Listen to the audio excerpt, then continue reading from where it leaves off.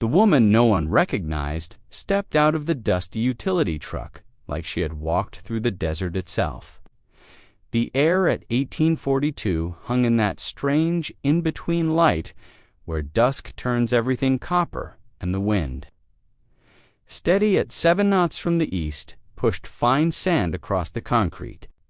The motor pool of forward sight Kestrel was usually a place of clatter and banter, where engines coughed and wrenches rang against metal, but her arrival didn't even earn a glance at first. She moved with a quietness that didn't belong in a place this noisy. She didn't correct anyone. She didn't announce herself. She simply closed the door of the truck and walked toward the MRAP diagnostics table as if she belonged there. Before we begin this mission, hit subscribe and ring the bell, because some stories of courage never made the headlines, but they deserve to be heard. Tell us where you're watching from and who's the hero in your family. SSG Leon Barrow, leaning against a hood panel with 2 of his mechanics, barely looked up. To him, she was another transient face, someone passing through, an errand, a distraction. He noticed the dust on her boots, the faint road grit on her sleeves, the way she said she needed a routine readiness check like she already knew the answer would be no. Barrow gestured lazily toward the cue marker and told her they'd get to her when things slowed down, which was code for never.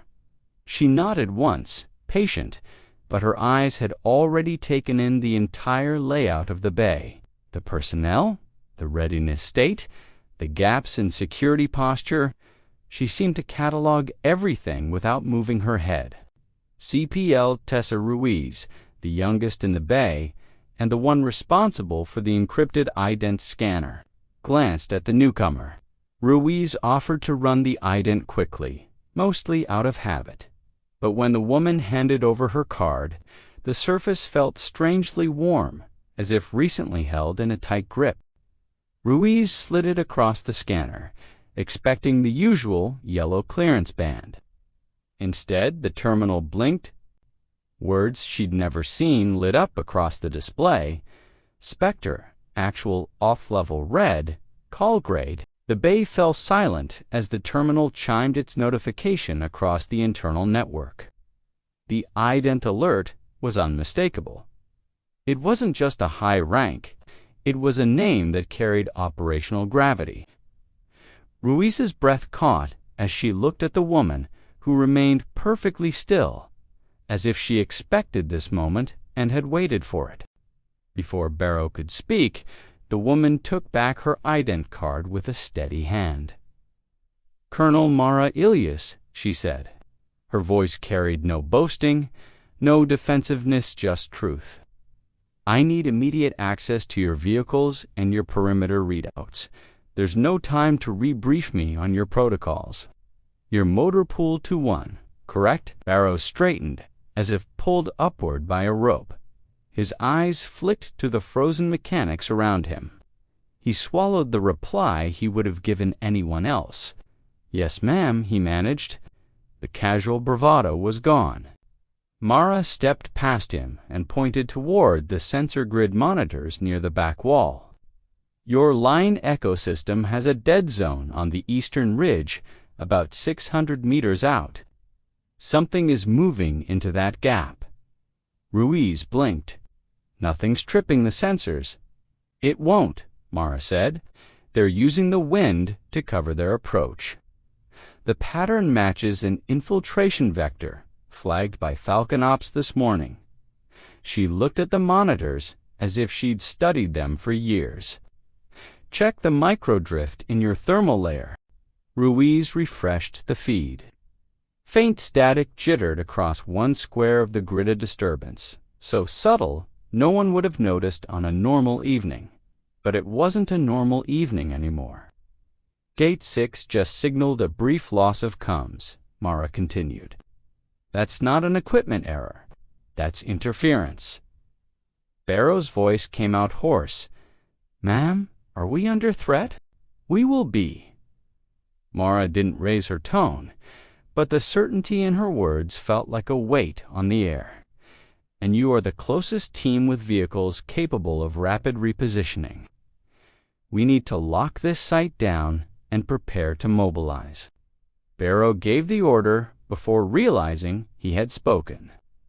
Ruiz sprinted to pull up the full perimeter grid. Mechanics who had ignored her 5 minutes ago now waited for commands they barely understood. The bay shifted from casual chaos to sharp purpose. Boots pounded across concrete, voices sharpened. Tools were forgotten. Mid-task, the place transformed, as though all of them had always been one command away from awakening. Mara moved through the space without force, but with direction, aligning her urgency to theirs. She asked for diagnostics on the MRAP nearest the ramp, cross-checked comms channels, and called up to the Overwatch perch where a single operator monitored external traffic. She tapped the radio, clipped inside her jacket. Spectre Actual 2 Motor Pool 2-1, pull your comes to Channel Bravo. Don't broadcast outside the fence unless you confirm encryption. Her call sign was a shift in gravity. Even those who didn't understand what Spectre Actual meant felt the air tighten around the words. Ruiz, her hands trembling but focused, rerouted their local net. Motor Pool 2-1, switching to Bravo, she said. Then she spotted a faint flicker on the secondary sensor grid. Colonel Line Echo is showing another anomaly. 2 signatures this time. Mara's reply was immediate. Distance, about 800 meters, maybe 750. That's too close, she said. We don't have time to wait. Trigger an internal precautionary lockdown. Ruiz hesitated only long enough to glance at Barrow, who gave a small nod. She initiated the lockdown. Across the bay, steel shutters thudded into motion. Lights shifted to a dimmer red mode that signaled elevated threat. For a moment, no one spoke. The sudden quiet felt heavier than the noise had. Mara stepped to the MRAP, inspecting its readiness, checking small details others might overlook. Fuel levels, tire pressure, comms integrity. The crew watched her with a mixture of awe and embarrassment, seeing in seconds what they had missed. The posture, the awareness, the quiet authority that never needed to be announced. Barrow cleared his throat. Colonel, what exactly are we dealing with? A probing team, she answered. Maybe reconnaissance, maybe advanced contact. Falcon Ops forwarded a pattern that suggested unusual movement along this sector. I didn't expect it to reach Kestrel tonight, but they're here, and they know this gap better than we do. Barrow looked past her toward the ridge. You came alone. I was en route to coordinate with your command post, but this can't wait for a scheduled briefing. She met his gaze evenly. I need your team functional. I need your vehicles ready. And I need everyone to understand that whatever assumptions they made about me when I stepped out of that truck won't help us now. He felt the sting, but also the truth. Understood, ma'am. We'll follow your lead. Good, she said, because this threat won't stop at your perimeter fence. Ruiz looked up from the monitors, pulse quickening. Colonel, Line Echo just spiked again. Multiple returns. Mara turned, eyes narrowing at the faint shimmer of motion on the screen. That's our confirmation, she said. They're coming. And with that single sentence, every person in Motor Pool 2-1 understood that their night had shifted from routine maintenance to the opening of something far larger, something none of them were ready for except the woman they had dismissed as a nobody. The real danger was already on its way, and Mara Ilias was the only one who knew how quickly it would reach them. The motor pool, moments ago a place of greasy jokes and scattered tools, now hummed like a command center under Mara's clipped orders, The last light of 1842 faded behind the maintenance bays, turning the yard into long stripes of shadow and amber. Mechanics who had been slouched against fenders now stood straighter, caught between confusion and the sharp edge of something they couldn't yet name. Mara moved through them with purpose, her presence the still center of a gathering storm. Barrow hovered near the MRAP diagnostics table, jaw tight. Ruiz stayed closer to her, as if proximity might explain what he'd triggered on the ident scanner. She halted beside a bank of consoles wired into the base's grid. The perimeter map glowed in false color, the line echo sensor net stretching out toward the ridge. Her voice was low but carried. "We have an unidentified infiltration team using tonight's wind to mask movement along the dead zone. They'll probe the perimeter before pushing toward the motor pool, or worse, the barracks. We intercept before they get the chance." Barrow let out a breath like a protest. "Ma'am, Colonel, this is still just anomaly chatter. Could be animals, could be Ruiz cut in. It's not animals, not with off-level traffic like that." He had seen it first. A strange flicker on one of the auxiliary monitors, a short-duration burst captured by the comms node. He gestured to the screen now, replaying the spike. It wasn't long, barely the length of a heartbeat, but Mara leaned closer, eyes narrowing. "That's an emergency aircrew beacon," she said. "Truncated, rapid cycle. Someone out there is alive." Ruiz swallowed, downed pilot. "Friendly, yes." She straightened. "And possibly captured already." The weight of that fell across the yard like a dropped wrench. Even Barrow's protest dissolved into silence. The men who had dismissed her as a dusty walk-in mere minutes ago found themselves standing inside a new reality, one defined by her knowledge, her voice, and the cold fact that the threat was already moving. A figure stepped through the open bay door's LT rain, still and half-sipped plate carrier, helmet tucked under one arm. "Colonel," the word came out stiff, forced. "Ops flagged an alert on your clearance. I need to confirm your operational authority before we spin up vehicles. Motor Pool 2-1 is under my." "Your command structure isn't the issue," Mara replied. "Your timeline is," Rain bristled. "With respect, ma'am, we haven't verified infiltration, and we definitely haven't verified this beacon lead. Until Falcon Ops." "I spoke to Falcon Ops before I even hit the gate," she said. "I have intel. You don't, Lieutenant." The pilot was running a low-out recon over the valley. He went down hard. "If enemy scouts got to him first, they have access to codes, routing data, air patterns. We lose him, we lose more than a pilot." Rain froze. He hadn't expected classified details laid bare with that level of certainty. The tension in his shoulders shifted, not gone, but repositioning itself into something closer to acknowledgement. "What do you need?" he asked quietly. "To MRAPs," Mara said. "And the comms rover with the high-gain whip antenna, we configure vehicle comes to a mobile intercept point. Ruiz, you're with me on channel routing." Barrow prepped the convoy for immediate departure.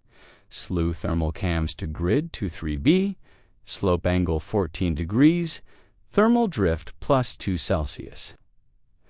"I want eyes on the ridge before we move." Ruiz hurried to the comms rover. Rain stepped aside to let Mara pass.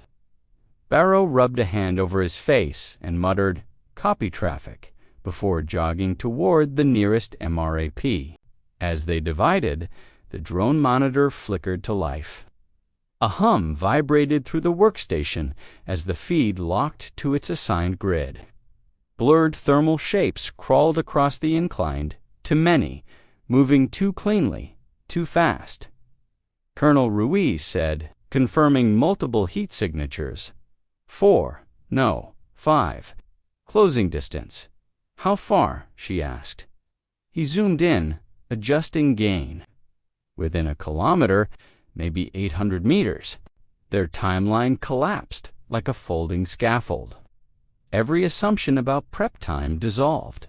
Mara felt the motor pool shift around her, the air sharper, the men's movements quicker, the change from routine maintenance to combat readiness happening in real time. Push to channel Bravo 3, she ordered. Everybody sync now. Voices crackled as the switchover occurred. Check-ins rolled through the channel in staggered calls. Check, CHECK. Motor pool, 2-1 up. Comms, rover standing by. Mara, Spectre, actual online. Rain approached again. Helmet now clipped, carbine slung. Weapons are standard carbines with IR lasers. Safety protocols confirmed. All personnel accounted for. Convoy status, she asked.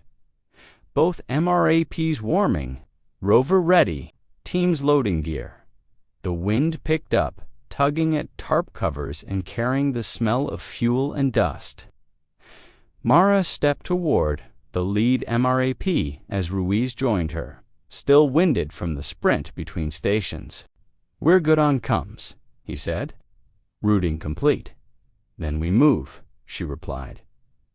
Barrow appeared at the vehicle door. His expression held the last remnants of earlier embarrassment, but under it a rising respect, tentative yet real. Ma'am, he said, your call. Rain climbed into the second MRAP.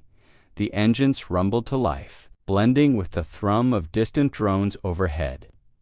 The yard lit in partial shadow as headlights angled toward the ridge. Every soul in the motor pool now carried the same understanding.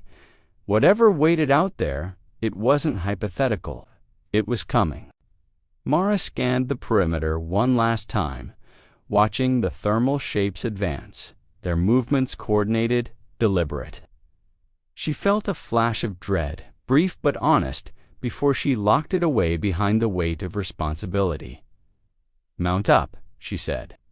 We roll in 30 seconds. The convoy braced for movement, unity forming not through trust earned over time, but forged in the pressure of minutes they no longer possessed. As Mara settled into the lead vehicle, she steadied herself for the darkness ahead, knowing this mission was no longer just an intercept, it was a recovery. And perhaps, if the pilot was still alive, a rescue. The ridge waited, and with it, the silence that would break everything open. The ridge swallowed the convoy's headlights until only the soft glow of IR strobes remained. Mara led the column forward, her eyes scanning the uneven terrain, her movements deliberate. Every step measured against the shadows that stretched between rock outcroppings. Barrow flanked her left.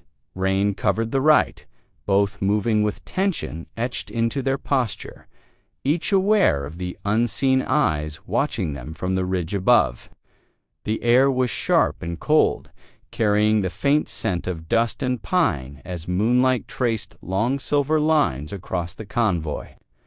The vehicles were spaced for maximum coverage, engines humming low, the comms rover relaying every heartbeat of data back to Mara's console. Rain froze mid-step, hand hovering over the carbine. Colonel IR marker spotted 30 beats per minute. His voice was steady but carried a tremor of urgency. Mara approached the thermal feed and keyed in, confirming a faint pulse nearly invisible against the night landscape. Confirmed, she whispered. That's him. We move fast. Stay tight. No mistakes. Barrow's eyes darted along the slope. Small team guarding him. Minimal numbers, but enough to make it dangerous. Mara didn't flinch. She calculated the angle of approach, the cover provided by boulders, the time it would take to reach the pilot without triggering a firefight. Silent breach, she said. 2 teams. On my mark, they advanced shadows among shadows.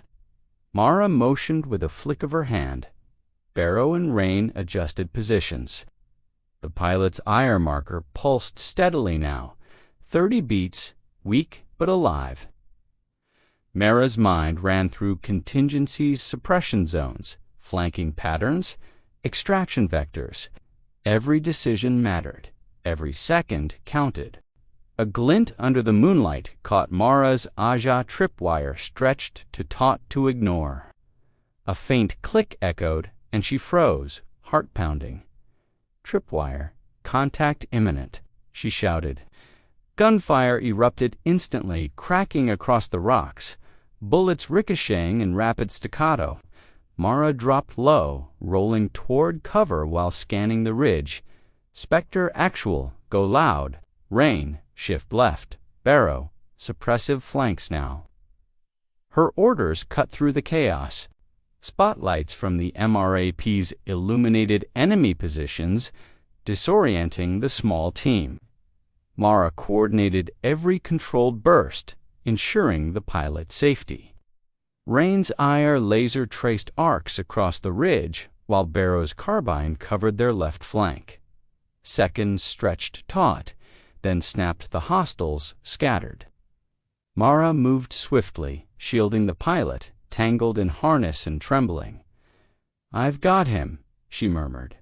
They freed him, confirming weak but steady pulses at 30 beats per minute. The convoy exfiltrated, low and disciplined, the pilot's IR strobe a fragile beacon in the dark. By the ridge crest, dawn bled over the horizon. Engines quieted, tension eased, and the pilot breathed easier. Barrow lowered his rifle, relief softening his features. Mara allowed herself a measured nod, the mission intact, the team alive, respect earned in the crucible of fire. The mission was far from over. But for now, the ridge was silent, the pilot safe, and Mara's command unquestioned, as the first light of day promised the beginning of recovery and the end of the night's terror. Tomorrow, they would prepare again, but tonight they had survived because she refused to be ignored.